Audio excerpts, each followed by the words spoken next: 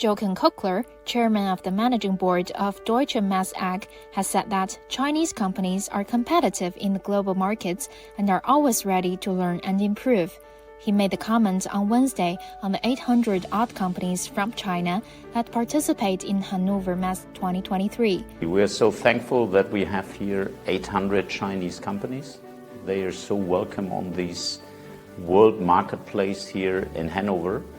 And yes, you can see that China is quite good in the developments in the last 10, 20 years. If we are looking on mobility, how strong you are in all questions of electromobility and also in robotics.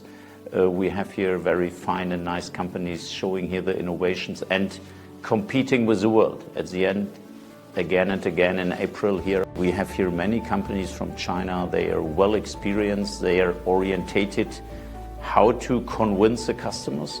I have there a very good feeling that Chinese companies with bigger boosters, they are competing here on this worldwide marketplace, and if they learn something, they come back next year, and then they will do it even better. So it's important part of our trade show.